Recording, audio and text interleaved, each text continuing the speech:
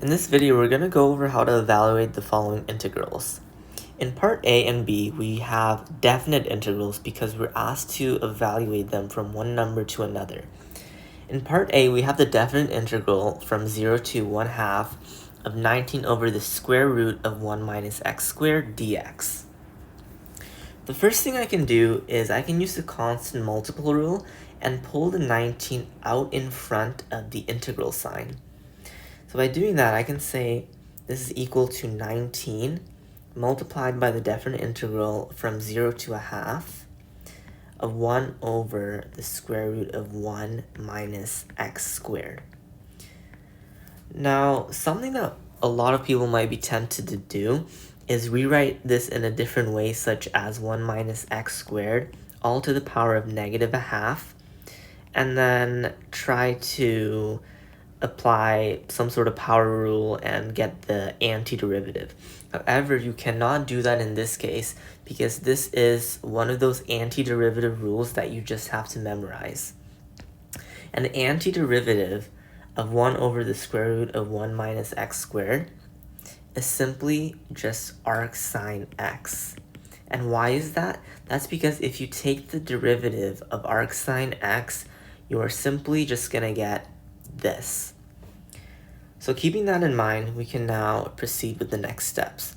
We can say that this is equal to 19 multiplied by arc sine x, and we're going to evaluate this when x is equal to 1/2 and when it's equal to 0. And we're going to evaluate the bigger number first, and then we're going to evaluate the smaller number. So doing this, we're going to get 19 multiplied by arc sine 1/2, and we're going to subtract 19 arc sine of 0. Now arc sine of 0 is just 0, so this simply just goes away.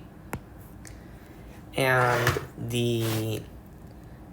for 19 arc sine 1/2, we know that arc sine 1/2 is simply just pi over 6. You can also figure this out using your special triangles.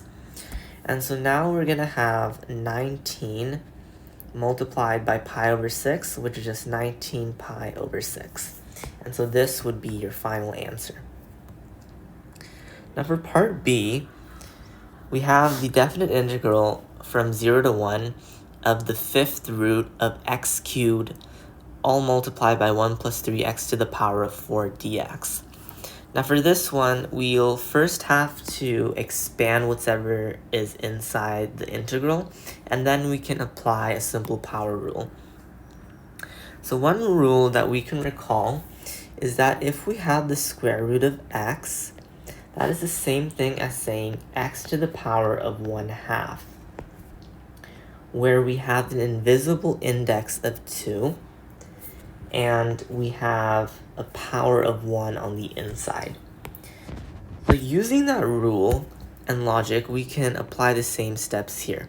So we'll say that this is the definite integral from 0 to 1 of x to the power of 3 over 5, all multiplied by 1 plus 3x to the power of 4 dx.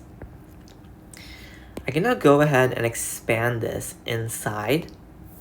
And so by doing that, I'm going to get the definite integral from 0 to 1 of x to the power of 3 over 5 plus, when I multiply these two together, I'm simply just going to add the powers. So 3 over 5 plus 4 is just 23 over 5. So I'm going to get 3x to the power of 23 over 5. This is all multiplied by dx. So now we can apply power rule for integration, where we add 1 to the exponent and then we divide by that exponent as well. So by doing that, we're going to get x to the power of 3 over 5 plus 1, which is 8 over 5, and then divided by 8 over 5, which is the same thing as saying multiplying by 5 over 8. If you can, always change it to multiplication. And then we're going to do this one, where we're going to add 1 to the exponent. So that's going to be 3x to the power of 28 over 5, all divided by 28 over 5, which again is the same thing as multiplying by 5 over 28. And I'm also going to multiply the 5 over 28 with 3. And so that's going to give me 15 over 28.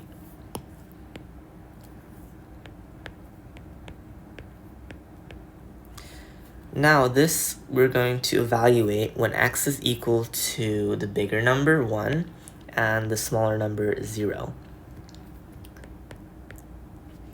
So we're just going to plug in 1 first.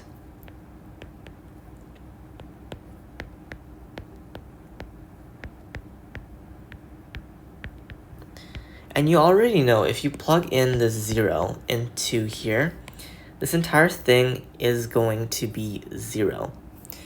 So in order to just save time, just don't even bother with that. Just evaluate this piece. And you know that anything, 1 to the power of anything is just going to be 1. So this is just going to be 5 over 8 plus 15 over 28. And then simplifying this, we get 65 over 56 as our final answer.